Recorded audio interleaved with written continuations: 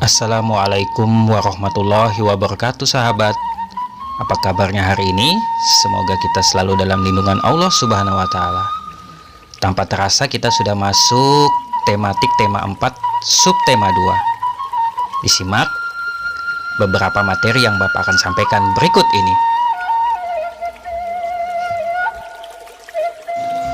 Pak Eko akan menyampaikan materi muatan pelajaran IPS di tematik tema 4, subtema 2. Di sini Bapak akan menjelaskan tentang interaksi sosial dalam pembangunan sosial budaya. Adapun pengertian dari pembangunan sosial budaya adalah suatu proses perubahan sosial budaya yang bertujuan untuk meningkatkan taraf hidup masyarakat yang dibagi dari beberapa aspek, yaitu bahasa, adat istiadat dan tradisi, serta hubungan manusia dengan alam. Adapun bahasa sebagai identitas bangsa, di sini akan Bapak definisikan mengapa bahasa Indonesia sebagai identitas bangsa. Bahasa Indonesia diajarkan di sekolah yang tujuannya adalah agar semua warga Indonesia dapat berkomunikasi dengan bahasa Indonesia dengan baik dan benar. Kemudian, bahasa Indonesia digunakan di sekolah atau lembaga pemerintahan dan tempat-tempat umum sebagai alat komunikasi utama. Dan bahasa Indonesia pula dikembangkan oleh pemerintah. Yang terpenting, sahabat, bahasa Indonesia juga sebagai kekayaan bangsa Indonesia yang harus dilestarikan. Jadi sahabat, banggalah menggunakan bahasa Indonesia dengan baik dan benar ya. Kemudian dari aspek interaksi sosial, ada adat istiadat dan tradisi. Melestarikan adat istiadat di suatu daerah itu adalah salah satu bentuk interaksi sosialnya. Selanjutnya, melaksanakan norma-norma atau aturan yang terdapat pada suatu adat istiadat. Kemudian ada interaksi dengan alam. Interaksi dengan alam, salah satu contohnya adalah mengolah sumber daya alam yang terdapat di Indonesia ya sahabat. Kita mengetahui bahwa Indonesia adalah negara yang kekayaan alamnya sungguh luar biasa. Kemudian kita selain mengolah sumber daya alam tersebut juga membangun sarana dan prasarana untuk masyarakat dengan memperhatikan dampak lingkungan hidup. Adapun upaya pembangunan sosial budaya oleh masyarakat, di antaranya adalah pertama, membangun taman bacaan. Kedua, mengikuti kegiatan siskamling. Ketiga, mengikuti kegiatan gotong royong. Keempat, turut serta dalam organisasi masyarakat atau ormas. Kelima, mengikuti pelatihan-pelatihan keterampilan. Serta keenam, mempromosikan tempat wisata kepada masyarakat luas. Kemudian, upaya-upaya pembangunan sosial budaya yang dapat dilakukan oleh siswa atau pelajar adalah: pertama, mempelajari tari-tari daerah. Kedua, menyanyikan lagu-lagu daerah. Ketiga, memainkan alat musik daerah. Keempat, ikut serta dalam kegiatan pelestarian budaya. Dan yang kelima, menggunakan bahasa Indonesia dalam percakapan sehari-hari.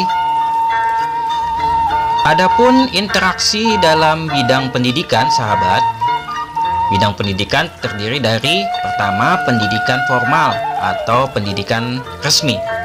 Di antaranya dari tingkatan TK, SD, SMP, SMA, dan perguruan tinggi atau universitas. Selanjutnya ada pendidikan non-formal atau tidak resmi yang meliputi beberapa kegiatan atau lembaga seperti PAUD, kursus musik, kursus menari, atau bimbingan belajar. Selanjutnya ada pendidikan informal. Contoh kegiatan pendidikan informal adalah pendidikan dalam keluarga. Di sini Pak Eko akan menjelaskan 4 macam interaksi dalam pendidikan. Pertama, interaksi antara siswa dengan siswa. Contohnya ketika kita melakukan kelompok belajar ya sahabat. Yang kedua, ada interaksi antara siswa dengan guru. Di sini contoh kegiatannya adalah kegiatan belajar mengajar yang terjadi di dalam kelas atau ketika kita melakukan pengamatan langsung di lapangan. Siswa dengan sumber belajarnya juga termasuk salah satu interaksi. Contohnya ketika kita berkunjung ke perpustakaan sekolah untuk membaca buku-buku pelajaran atau media yang lain. Kemudian ada interaksi siswa dengan lingkungan. Di sini bisa di lingkungan masyarakat atau lingkungan sekolah. Baik sahabat, tanggung jawab warga di lingkungan masyarakat.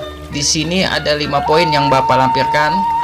Di antaranya tidak membuang sampah di sungai, melaksanakan keputusan dari rapat warga, melaksanakan ronda, mengikuti kerja bakti dan ikut serta dalam pemilihan RT dan sebagainya. Dan ada tanggung jawab sebagai warga masyarakat dalam pengambilan keputusan. Pengambilan keputusan bersama dalam masyarakat di Indonesia biasanya dilakukan dengan cara musyawarah untuk mencapai mufakat. Namun jika kata sepakat tidak tercapai, maka kita dapat melakukan pemungutan suara atau voting ya sahabat. Contoh kegiatan yang memerlukan pengambilan keputusan bersama di lingkungan masyarakat antara lain memilih ketua RT atau RW, menentukan jadwal kerja bakti dan ronda siskambling di lingkungan masyarakat, serta menentukan acara ketika HUT kemerdekaan RI. Dan berikut adalah contoh tanggung jawab masyarakat dalam pengambilan keputusan bersama. Pertama, kita harus mengikuti dan mengamati pemilihan ketua RT atau RW tersebut, melaporkan pelanggaran yang terjadi pada saat pemilihan, mengikuti musyawarah warga yang diadakan di lingkungan kita, dan memberikan saran serta pendapat atas masalah dalam rapat. Sebagai seorang siswa, kamu memang belum memiliki hak dalam pengambilan keputusan di lingkungan RT atau RW. Tapi kamu juga punya tanggung jawab yang harus dilaksanakan. Contohnya, bergotong royong menyiapkan tempat musyawarah, mengamati jalannya pengambilan keputusan, dan membantu menyiapkan makanan dan minuman dalam kegiatan musyawarah tersebut. Ayo sahabat, sebutkan tanggung jawabmu dalam bermusyawarah. Nah, tanggung jawab siswa di lingkungan sekolah, contoh tanggung jawabnya ada antara lain belajar dengan tekun, menjaga kebersihan sekolah, mengikuti acara di sekolah misalnya upacara bendera atau lomba antar kelas, dan juga berperan serta dalam pemilihan ketua kelas. Tanggung jawab dalam melaksanakan tugas sebagai seorang pelajar, kamu memiliki tanggung jawab. Salah satu tanggung jawabnya adalah melaksanakan tugas yang diberikan oleh guru kalian. Berikut ini adalah contoh bentuk tanggung jawab dalam melaksanakan tugas. Pertama, mengerjakan tugas dengan sungguh-sungguh. Kedua, mengerjakan tugas masing-masing sesuai dengan keputusan bersama. Dan ketiga, mengumpulkan tugas dengan waktu yang telah ditentukan. Adapun contoh yang lain adalah piket kelas merupakan salah satu tanggung jawab, terutama kelompok piketnya. Kedua, setiap anggota kelompok melakukan tugasnya masing-masing. Dan ketiga, tugas tersebut harus dilakukan dengan sungguh-sungguh ya sahabat. Berikut Bapak kembali jelaskan tentang pengertian keputusan. Keputusan adalah segala putusan yang telah ditetapkan berdasarkan pertimbangan, pemikiran, dan penelitian yang matang.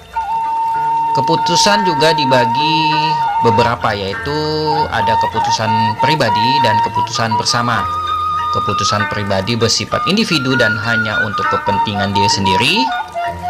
Sedangkan keputusan bersama diambil berdasarkan persetujuan dan kesepakatan bersama. Adapun sahabat, bentuk-bentuk keputusan bersama, contohnya antara lain pertama ada keputusan tertulis, ada keputusan yang dibuat lisan. Keputusan tertulis ini biasanya dalam bentuk perundang-undangan ya sahabat. Jadi apabila ada yang melanggar, yang pasti akan mendapatkan sanksi atau hukuman. Selanjutnya ada keputusan bersama yang dilakukan secara lisan. Di sini biasanya keputusan ini diambil karena berhubungan dengan kegiatan kemasyarakatan yang bisa dilakukan secara lisan tanpa harus dibukukan atau dijadikan undang-undang. Biasanya ini berhubungan dengan norma di masyarakat ya sahabat. Dan ada cara-cara pengambilan keputusan bersama. Ada beberapa jenis cara pengambilan keputusan bersama. Pertama dengan cara musyawarah, dan yang kedua pemungutan suara atau voting. Dalam pengambilan keputusan juga kita harus menghargai pendapat orang lain, mampu mengendalikan diri, tenggang rasa terhadap orang yang tidak sependapat dengan kita, dan mematuhi tata tertib dalam bermusyawarah, bertanggung jawab atas keputusan yang telah kita sepakati, dan yang pastinya harus tetap menjunjung toleransi ya sahabat. Oh ya sahabat, untuk pemungutan suara atau voting ini juga dibagi menjadi dua jenis. Pertama ada voting terbuka. Voting terbuka di sini kita bisa mengambil suara terbanyak dengan cara mengacungkan jari setuju atau tidak setuju.